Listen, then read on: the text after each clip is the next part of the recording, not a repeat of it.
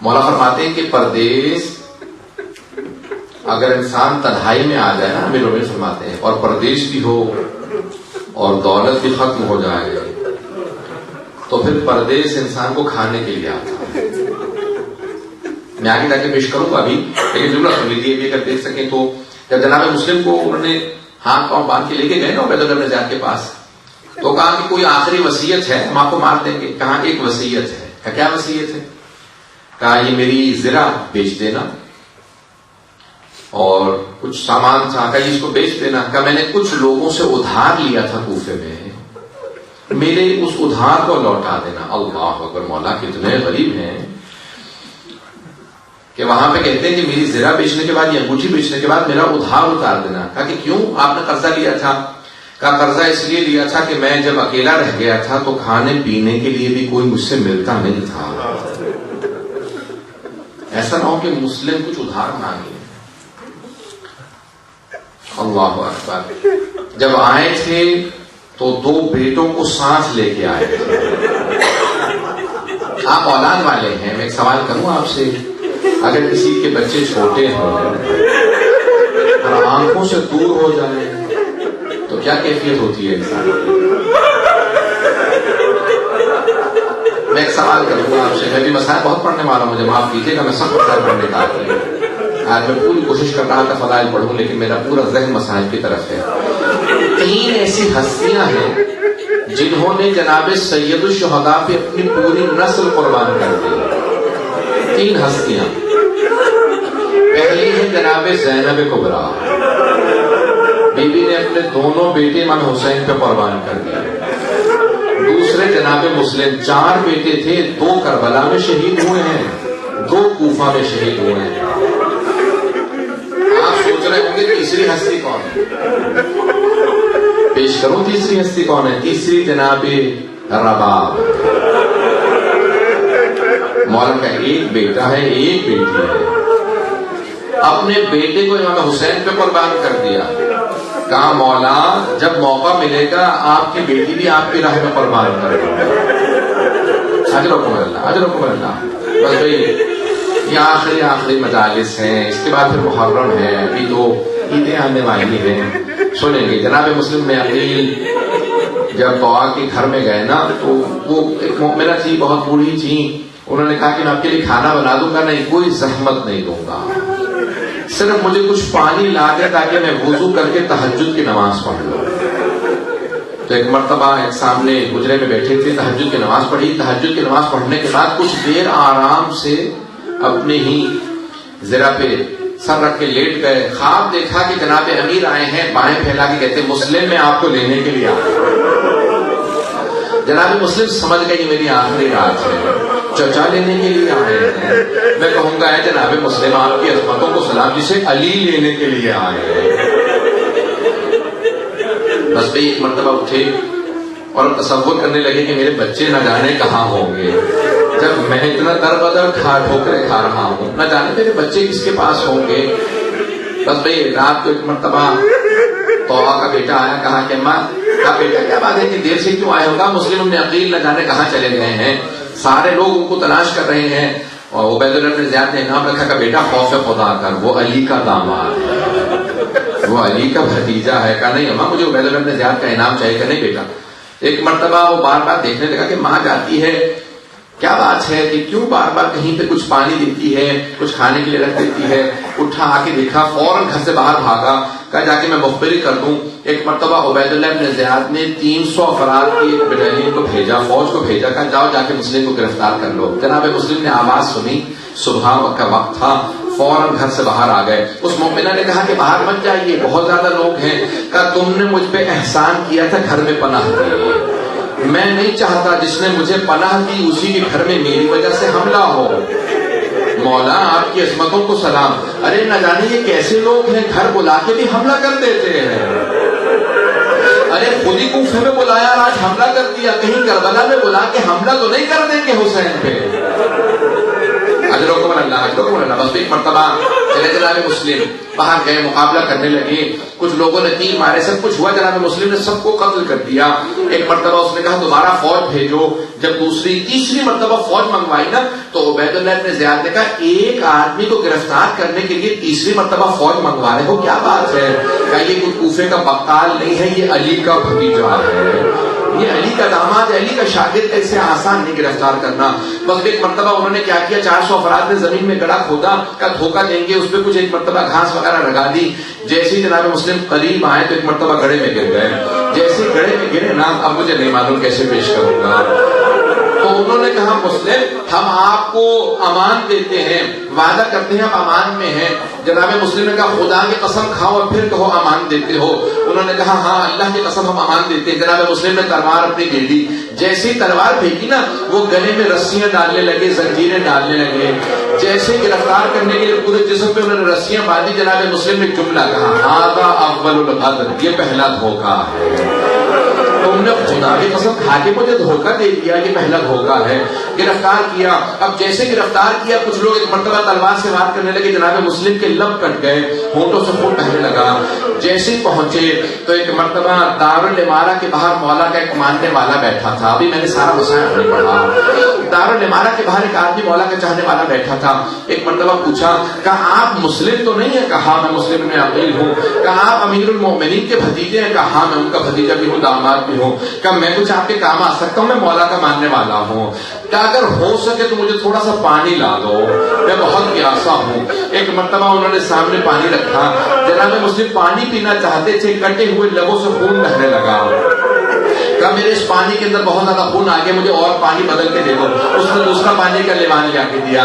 جب تیسری مرتبہ کوزے میں پانی دیا نا اور خون بہ گیا تو کہا کہ شاید خدا یہی چاہتا ہے میں اس کی بارگاہ میں پیاسا جاؤں. یہ شہید کربلا, پہلے شہید کربلا, اسی لیے پیاسے جا رہے ہیں. کہا نہیں میں پانی نہیں پیوں گا, بس اب پانی لے جاؤ, میں اکیلا اسی طرح سے جاؤں گا. ایک مرتبہ سامنے عبید اللہ ابن زیاد تھا. جناب مسلم کے پورے جسم میں رسیاں ہیں, زنجیریں ہیں. کہا کہ مسلم اپنے امیر کو سلام کرو. کہا میرا امیر صرف حسین ابن علی ہے, میں اس کے سامنے نہ جھکوں گا نہ اسے سلام کروں گا.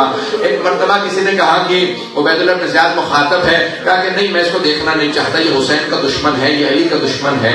عبید اللہ ابن زیاد نے اپنے طور پہ ایک مرتبہ کہہ دیا کہ اسے دارالامارہ کی چھت پہ لے جاؤ, سر قلم کر دو. جناب مسلم کو لے جانے لگے. جب لے گئے نا تو اب میں پیش کرتا ہوں, وہاں جناب سید الشہداء اضطراب میں تھے.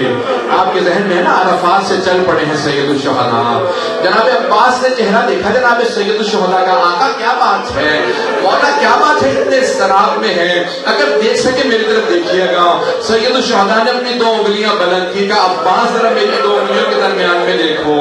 جب دیکھا نا کہا مولا کوئی بڑا ہی مظلوم آدمی ہے, ہاتھ پشت پہ بندھے ہوئے ہیں, گھٹنے دونوں زمین پہ ہیں, گردن سامنے ہے, جلاد تلوار چلانے والا ہے. کہا عباس ذرا غور سے دیکھو. جناب عباس نے غور سے دیکھا. کہا مولا کہ میرا بھائی مسلم ہے. کہا مولا جیسے آپ نے مجھے دکھایا مجھے اسی معجزے سے وہاں پہنچا دے, میں اپنے بھائی کی مدد کروں گا, میرا بھائی اکیلا ہے. اجلوں کو میں تمام کر رہا ہوں. کہا مولا میرا بھائی اکیلا مجھے پہنچا دے. کہا عباس ذرا غور سے دیکھو. کہا مولا یہ دارالامارہ ہے. مولا لیکن دارالامارہ کی اس زمین پہ کوئی بیوی بیٹھی ہے, برقعے کا دامن پھیلا ہے. مولا یہ کون ہے جو برقعے میں ہے؟ کہا یہ میری ماں فاطمہ. اجلوں کو میں نے تمام کر دیا. ایک مرتبہ دارالامارہ کی چھت پہ جلاد نے تلوار چلائی, جناب مسلم کا سر قلم کیا, دارالامارہ کی چھت سے سر گرا, لاشیں کو زمین پہ پھینکا گا, کوفے کی گلیوں میں پھرا. بس میں اس سے زیادہ سخت مسائل پڑھنا نہیں چاہتا. میرے مولا نے جناب سید الشہداء نے آواز دی. کہا عباس خیمے نصب کر دو, ذرا میری بہنوں کو بلاؤ. مولا آنکھوں میں آنسو ہیں, خیمے نصب کر دیے. بس میں شب عید تھی نا, میرے مولا نے کہا ذرا عباس میری بہنوں کو بلاؤ. جناب زینب کو بلائی. جناب زینب آئی, آنے کے بعد پوچھا بھیا کیا بات ہے, اتنے مضطرب کیوں ہیں بھیا, آنکھوں میں آنسو کیوں ہیں؟ مولا نے ایک مرتبہ جواب دیا. کہا زینب کوفے سے بہت بری خبر آئی ہے. جناب زینب سمجھ گئی ارے مسلم ہمارا بھائی وہاں پہ تھا. کہا کہ بھیا کیا بات ہے, کہ ذرا کچھ دیر کے لیے رقیہ کو بلا لاؤ. ایک مرتبہ جناب زینب اس خیمے میں گئی جہاں جناب رقیہ تھی. کا رقیہ بھیا نے بلایا ہے, امام حسین نے بلایا. جناب رقیہ نے فوراً اپنی بیٹی کو بلایا. کچھ نے حمیدہ نام بتایا ہے لیکن اکثر جگہوں پہ عاتقہ نام ہے. کہا کہ عاتقہ ماموں نے بلایا, فوراً میرے ساتھ چلو. بیٹی کا ہاتھ تھاما جناب رقیہ نے اور فوراً سید الشہداء کی بارگاہ میں آ گئی. کہ بھیا آپ نے بلایا تھا. جناب سید الشہداء مسند سے کھڑے ہو گئے, آنکھوں میں آنسو ہیں, آگے بڑھے, بڑی شفقت سے اپنا ہاتھ جناب عاتقہ کے سر پہ رکھا.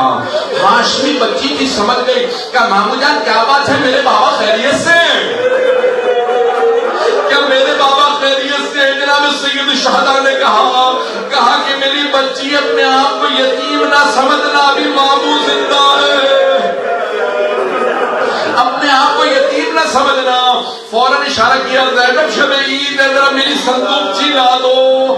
جناب زینب صندوقچی لے کے آئی. مولا نے 2 بالیاں نکالی, اپنے ہاتھوں سے جناب عاتقہ کے کانوں میں بالیاں پہنائی.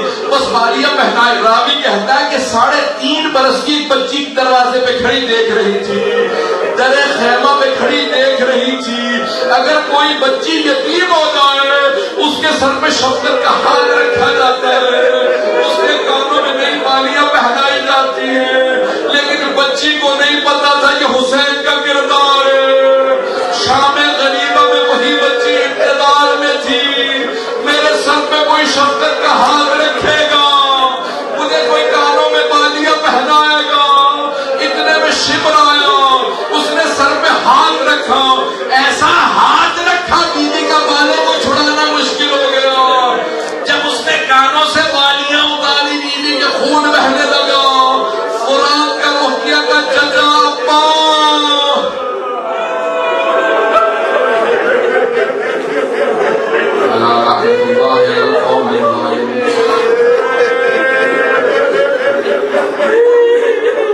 وَسَيَعْلَمُ الَّذِينَ ظَلَمُوا